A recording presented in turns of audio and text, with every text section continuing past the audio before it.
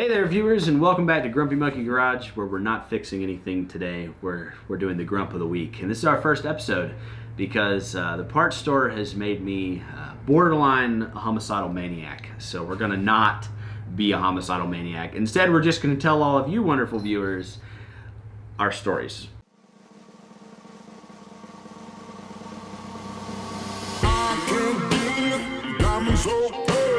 And I'm gonna take you traveling the world.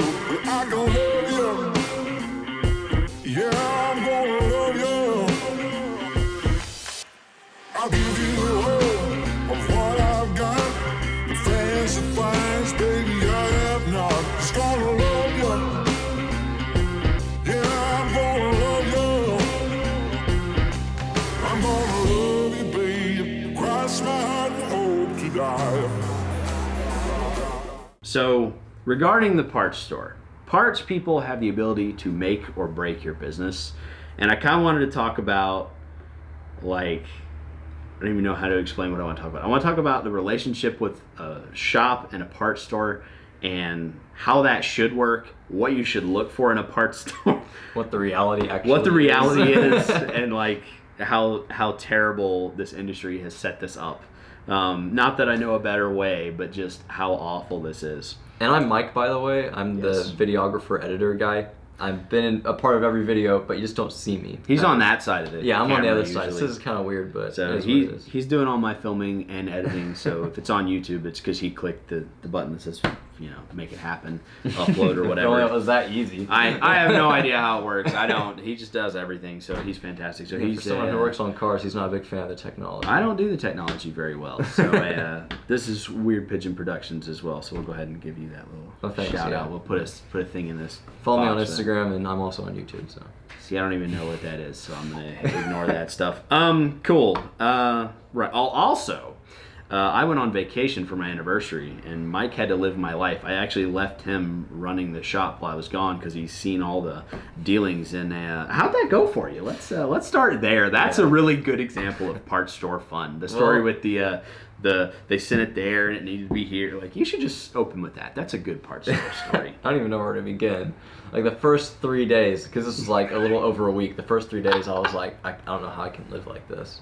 Because it's a lot of stupid crap you have to deal with, and everything from parts stores sending you places all over. Because I went all over, really this half of Atlanta. Yeah, looking for parts because they would tell me, oh, it's here and it's there, and and they would even call and confirm and say, yes, it's here, and then when you get there, they go, oh, we shipped it out to you. Yeah, we shipped it out, and it's even though you said you were coming to pick it up. Yeah, thanks. That was annoying. And also things like just the wrong parts getting sent out, stuff not coming in on time, and then you have customers who literally call you while you're driving to a location, and they're just like, hey, my lights won't come on, and I'm like, who is this? I don't know who you are. I don't know what vehicle you've got. That's its own video. We should just do a video on the way to be a good customer. Yeah. And maybe go over some of those things because or how to deal with these people because they're never not gonna go away. As a shop, how to deal with the people who call you hey, I think I need brakes. Okay, what kind of car do you have? A green one. No joke. That actually happened. Yeah. That was a real phone call I got. That doesn't tell me anything about your car at all. But basically, if you're running your own shop, you really have to love it because, if you don't love it, you won't do it. You won't do it because it's literally a 24-hour job. That's 25 hours a day, 8 days a week. Yeah, it's awful. 400 days. It's literally terrible. So it's crazy. So the solution to that, what I'm going to go over today with the parts store is if you're going to pick a parts store. You can't just go wherever has the part cheapest. You really need to invest in your parts people, which is difficult, and that's what we're going to cover here. Yeah. So the 4 parts stores that are around our shop, we have a Napa, we have an O'Reilly's, we have an Advanced, and we have a Get in the Zone Autobone, which is what we've referred to them as, and we'll get to why. We're not hating on AutoZone. We are going to hate on it. I am going to hate on AutoZone, but not because of their corporation or anything like that. I'm just the experiences I've had with them. I'll get to that story in a few minutes. Now, what would be the equivalents for these? Let's say if you've got a viewer on the other side of the country. There's still Napa is more popular actually on the West Coast, I really? think, and AutoZone is still over there as well. Now, Advanced is CarQuest now. They merged. So if you have a CarQuest, there's going to be similar, of course, wherever you are. I'm going to explain the differences, but they're the same thing. CarQuest and Advanced are now on par with each other. They've merged. O'Reilly's is O'Reilly's. They don't have, I don't think they have any other affiliates other than them, which actually works to your advantage sometimes. They have their own parts inventory. They're not like if you order something from outsource, a lot of like AutoZone, Advanced, and Napa might use the same outsourced part. Napa's better. They have their own parts provider as well, like O'Reilly's. But these other two, AutoZone and Advanced, might actually be pulling from the same district. So if they can't get it, they also might not be able to get it. So that's just something I've noticed. Cool. Maybe that's just for Atlanta. I'm not entirely sure. But let's start with that. So a relationship with a parts store, what you want is you want a parts store that you can call up, explain what you need, your make, model, what you need, and for them to either have it on the shelf, which is impossible, they're never going to have all your stuff, or be able to honestly get it to you in a reasonable amount of time. If they say it's going to be here Monday at 3 o'clock and it doesn't show up until Wednesday at 4, that's no bueno. So we don't want that to be happening. I will take that. We're leaving this in the video too. I've been working all morning and haven't had a chance to eat. So my wonderful Miss Grumpy Monkey just made me a grilled cheese that is still flaming hot. So I'm gonna not eat that right now. Do I not get a grilled cheese? No grilled cheese for you. I'm just kidding. No grilled cheese. I don't want a grilled cheese. You are the big grilled cheese. That's what you are. I am the big cheese. He's the big cheese. I'm the big cheese. So, anyway, so relationship with the stores. And why you want a relationship with a couple stores you can really like buy a bunch of parts from. They have a thing called a tier system. Like AutoZone has a tier system, Advance has a tier system. I think O'Reilly's does too, and I'm not quite sure about Napa, but I do know if you're gonna buy like a bunch of brakes from Napa, the more you buy, the cheaper they get. So if you order 10 sets of pads and rotors a week, 5-day work week, you do 2 brake jobs a day. Yeah. Eventually you'll see the prices per rotor and per pad set going down because the more you buy, the cheaper it gets. That's how they work. Advanced and AutoZone don't work like that. They work on a tier system. If you spend $500 a week, you're on silver, or maybe 500 is gold. And then a different level is gold. You spend more per week. The higher the tier, the bigger the discount.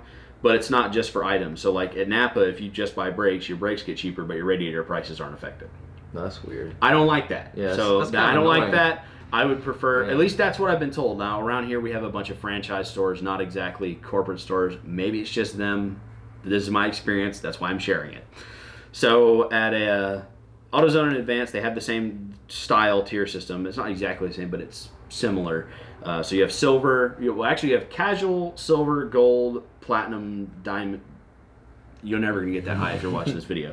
Unless you're a massive shop that's just watching this to make fun of me. Got like 20 cars coming in and out like every 5 minutes. Right. If you can roll that many, you don't even care at that point. Yeah. But I found it easiest to get in at AutoZone and Advance because if you're a commercial account, if you have a business you just started, you just go in there, talk to the commercial counter, get a piece of paper, you fill it out with your tax ID and everything, and then boom, you're a commercial account. It was very simple, straightforward. You start calling the commercial desk to get your stuff. If they have one, I've actually come across AutoZones that don't have commercial counters. What? I know. I was in a... You're kidding. Where were we the other day? Centerville, Georgia. Their store does not have a commercial counter. I've never even heard of Centerville. Yeah, I guess that might make sense. I was down there for our plumber customer with the Dodge Ram that you just did the front end on, and it was over there, and he needed an O-ring, so I was like, I'll just run to the local AutoZone and get an O-ring, and they didn't have a commercial desk, so I was walking the teenager at the desk through the how to do commercial. Teaching him how to do his job. I was teaching him how to do it, and that happens a lot. That's by the way. problem with AutoZone is. I feel like AutoZone and even the other companies, when they hire somebody to be front desk, they're not mechanics. They don't know. It's not their job to know. But I think that they should at least know how to use the system. And you've really got to worry about people who are just like going in and out of like the little, what do you call it, the little swirly doors? Revolving door of employees. Yeah, that's a serious problem. Right, and that's another point I was going to get to. Good transition. Yeah, there you go. That's how you know he's a video. Keeping you on task. Like, he's like there to go.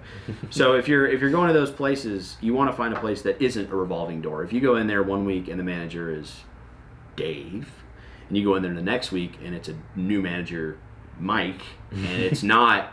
They can't keep staff. Yeah. You're never going to build a relationship. They're not going to know you. They're not going to know where your shop is. You're going to be giving them your address every single time you call. And sometimes they don't even know what to do. Right, and they don't know how to. They don't know how to work the system. Right, and that's happened a lot out here. Maybe that's just here. I keep saying that. I'm going to quit covering my butt. I think it's everywhere. I think that it's a problem with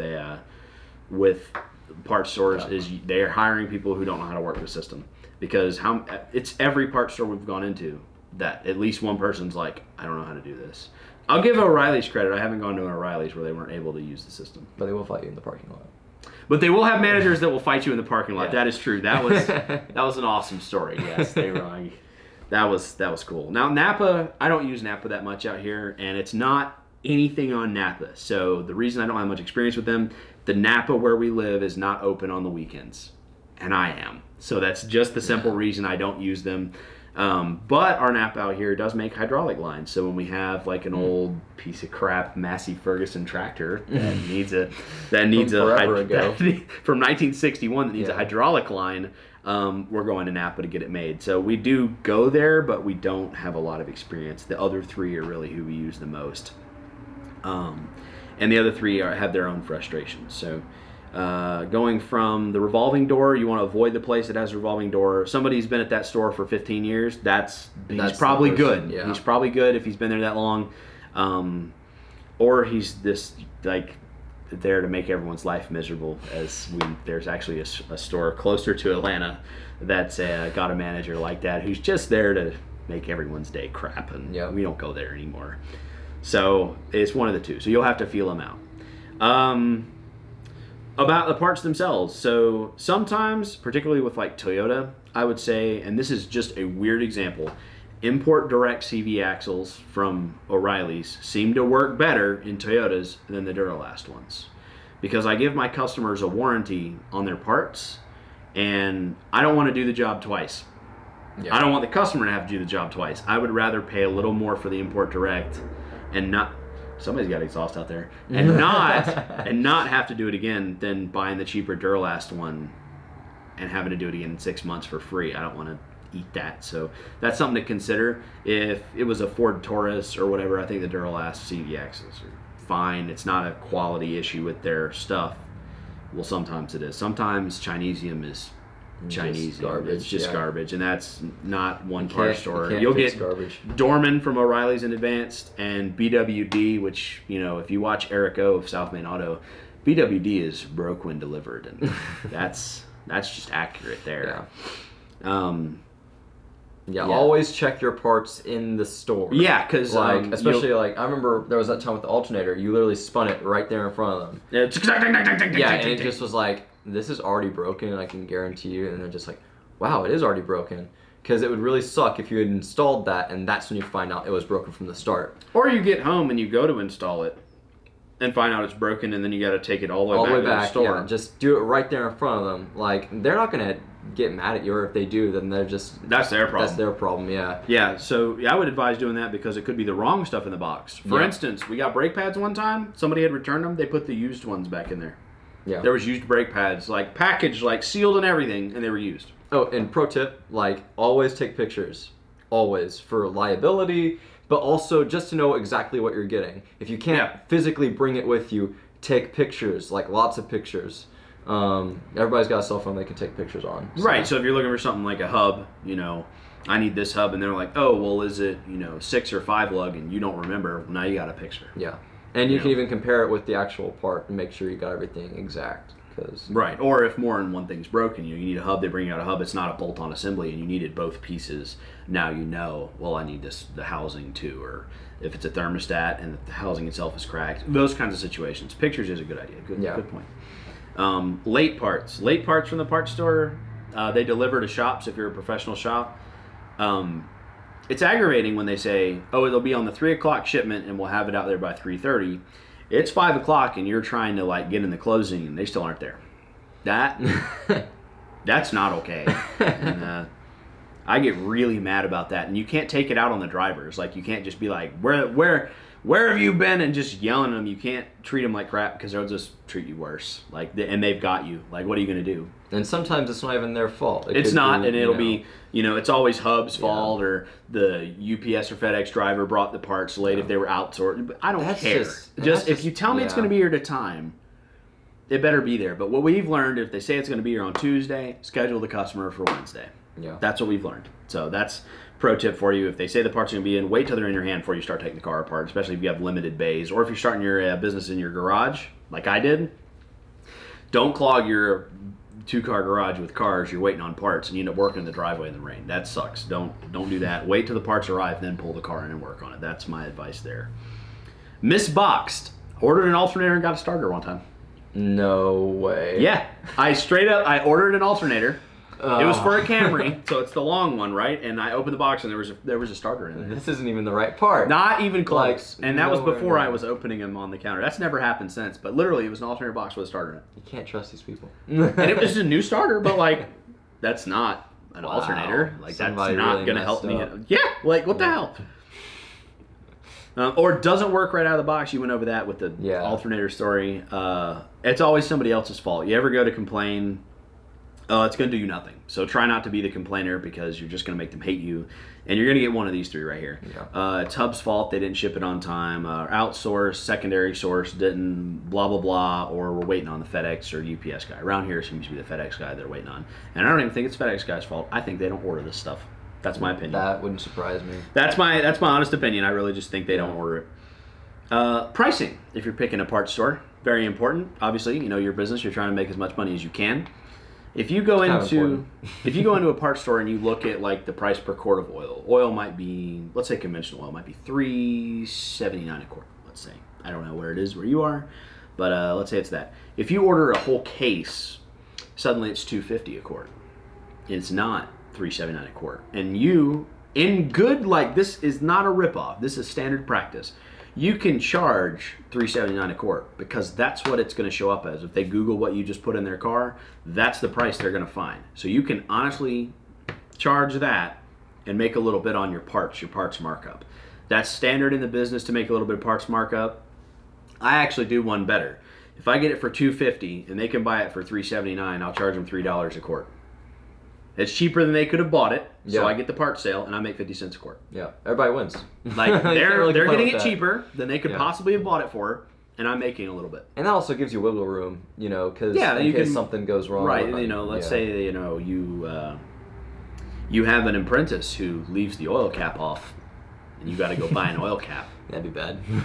It's never happened around here. No, not Never, around here. not But at all. we have experienced though dealerships who have done that. That actually did happen around here one time. Like I literally went to go check the No way. apprentice's oil change before we started the car. Of course, I check my guy's work. So where's the oil cap? He had no idea. He had no idea. It's like the meme. I can just see you like the meme of like the guy who like has his eyes open and closes them, opens them again. Like Yeah, that's what I did. I was like, "Where's the oil cap?" He couldn't tell me. Yeah. Couldn't tell me.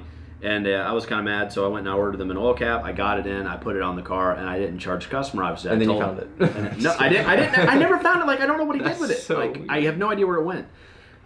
But because I had that markup on the quarts of oil, I didn't lose money on the job because of that oopsie. You know, I was able to take care of the customer. They got a new oil cap. Obviously, don't just let them drive off of that one. That's pretty stupid. But that's not just a us problem, like because there's dealerships. So the dealership story is that my have favorite. literally done that. Because Like, not only did they no start joke. the car with no oil cap on, this is actually my sister's RAV4. They got a couple free oil changes when they bought the car. Took it back to the Toyota dealer. They The got free Toyota oil dealer. This changes. isn't like Chrysler where you expect duh. Like this is Toyota, like top tier, right? They changed the oil. They leave the oil cap off, and then with it running, they drove it through the car wash, and water got in the motor. Yep. You absolute knob. Like, I can't believe that just happened. That was so bad. And this is why, like, Sony. I feel like there's a stigma that, like, if we want it done right, you got to go to the dealership. No. Right that's not the case. when you're in automotive school, which I went to automotive school, at Gwinnett Technical College, actually, so good place to go. Plug. I don't even get paid for That that. was Like I don't free, even know why I did that. I don't get paid by Gwinnett Tech, and you know what? I paid them a bunch of money to go there. But Yeah, they should start paying you. they should. They should. Oh, well. Instead of sending me student interns, they should. You know. They Send should, you money. They should send me money, some of my tuition back. Yeah. But I went there, and at the time, it was the Kia dealer was hiring out of school, the Nissan dealer, and the Mercedes dealer. Kids who hadn't graduated automotive school with no certifications were working at that dealer through a program to get their certifications there.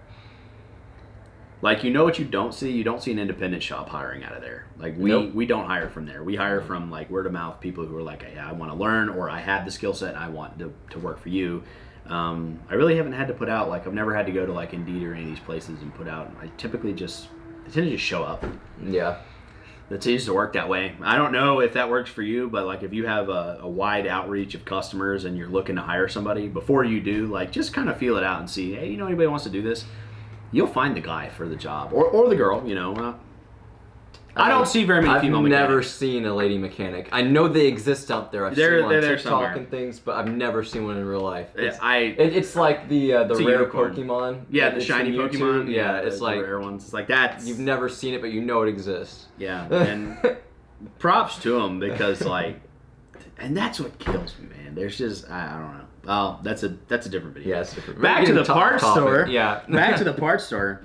Standard stuff, if you're going to the parts store to try to price to figure out which parts store you want to go with, some standard stuff you can ask for is stuff you need for an oil change. So like 5 quarts of conventional and 5 quarts of synthetic. You know, if the customer wants a synthetic oil change, probably going to take 5 quarts. That's the average. That's what you should bill for. At least that's what I bill for, is 5 as our standard price. And then conventional is also 5 quarts with our standard price. And then a filter.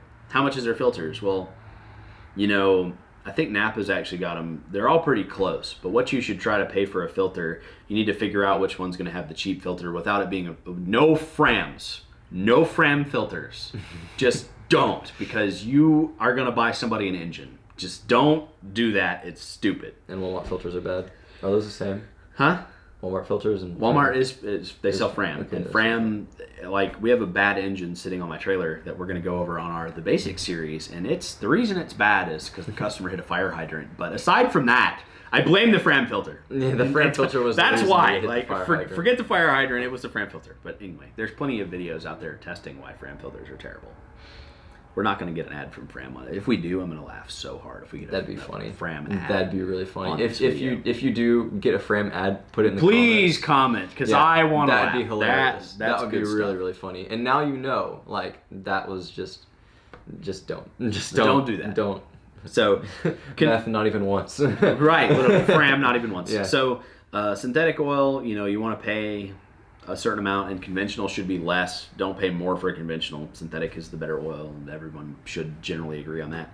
And then a filter, and that's going to give you your standard price. So if you find that, you know, buying 5 quarts of synthetic and buying a filter comes to $40 and you charge $50 for that synthetic oil change, make sure that that lines up with the shops around you. Because if you're going to charge $50 for synthetic oil change, but down the street from you it's $29.99, you're doing something wrong. You need to find a way to make that cheaper. They have to make money on their oil changes, at least break even. They don't usually loss lead with oil changes. So you're going to want to find a parts store that's going to work with you better on prices. Even if you have to order it online, you could literally order stock, get you some 520, 530, 1030 stock a shelf, and you'll have it in stock. That way you can get it cheaper, but you got to make money on that. Another good standard to tell if that parts store is going to give you a good deal or not is brakes. Look for they call them bundles. So like a set of pads and 2 rotors is a brake bundle. You don't want to buy the cheapest brakes in the world. I'll tell you why. If you buy the cheapest brakes in the world and put them on a customer car, 3 months later they grind, or they have like a really increased stopping distance, if they rear end somebody, you're going to hear about it. You're going to get all the crap. You don't want that. Buy at least gold tier brakes unless they want platinum brakes. Most people don't want to spend $500 on a brake job. I don't blame them. Gold tier is probably going to come out fairish for both. You're going to make some money. They're going to get good quality product. That's what I would consider fair. Right? Yeah. Like they're going to get good product.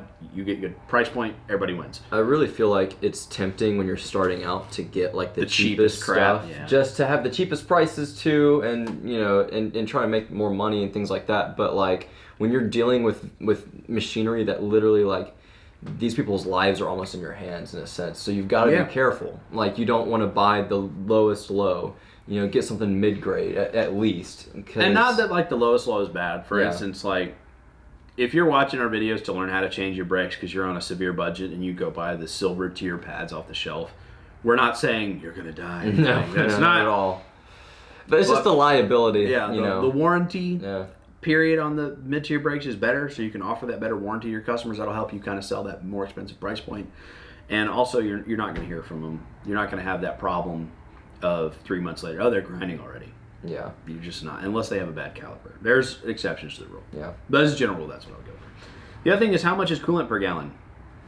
Don't buy 50-50 if you're starting out a business from the parts store. Don't buy 50-50 because 50-50 costs a ton of money, and you can buy full concentrate and just mix it yourself and save a ton of money that way. But take a Sharpie. This is an Expo marker, but take a Sharpie and write 50-50 on the bottle after you've mixed it, so you don't forget which one is full and which one is mixed. Yeah. So that's just a cheap, easy trick for you. Labeling is always helpful. Like, I label everything. yeah, it sounds like stupid, but like I've labeled someone it stupid helps so before. much. That doesn't surprise me at all. It was the same guy who left the oil cap off. I literally put like stupid. Like, he made me so mad that day. He had been working for me for 2 years. Like we had a good relationship. He knew it was all in good fun. Like, it wasn't like I was bullying this kid, but like, It's like Yeah, that the was two pretty pieces stupid. of bread. What are you? An idiot sandwich. An idiot yeah, sandwich. like an idiot sandwich. Yeah, seriously. I'm an Or like the idiot Among Us thing, dumb. Yeah, You know, yeah, like, the that's little dumb on the forehead. That's yeah. right. You won't forget then, though. Like, You won't. every time you look in the mirror. Yes. You'll remember. So, anything else about parts stores?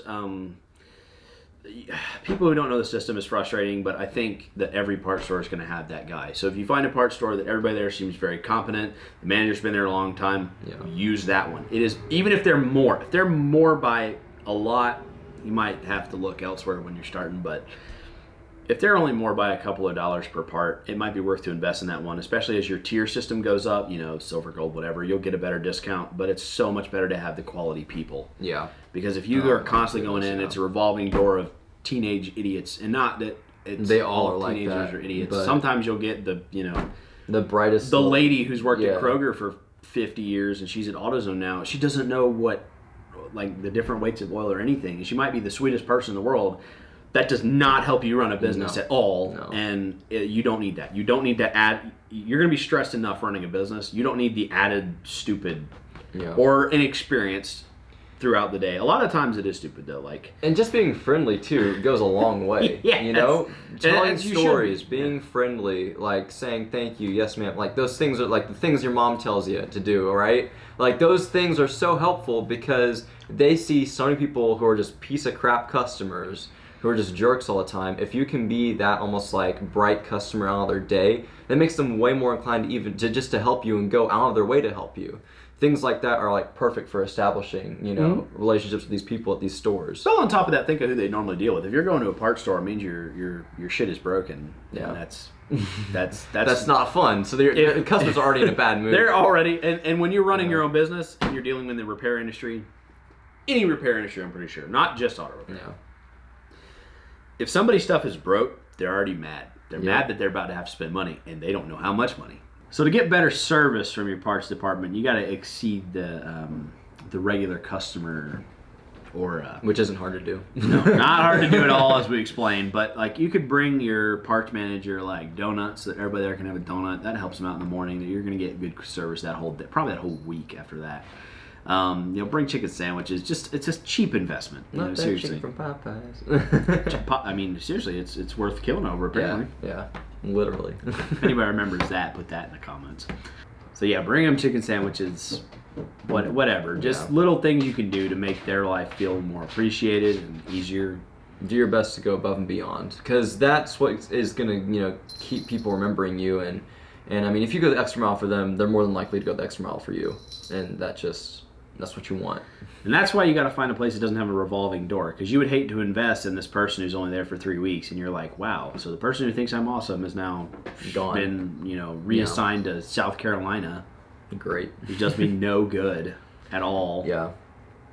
Or to the other side of Atlanta, which again does me no good at all. I mean, it's practically the other. Not that it's state. like a bad thing to be nice to people, but like if you're gonna like put an investment into this parts store to get service know back, where you're putting your investment in. Right. You'd hate to be like, wow, I'm really gonna invest, and then they get a new manager who just like has it out for you. Yeah. And you're like, what the hell? And that's the problem with these revolving door parts stores. You got to find the one that's not like that. Who's open when you are? Because like I would totally use the Napa, but like we're open on Saturdays. What if I need parts same day? Anything like an oil filter? Like they're not going to be anything. like, yeah, I'll just reschedule my oil change because the parts stores went up. No. That's not how life works. People want it then, they want it now, they don't want to deal with it. So Yep.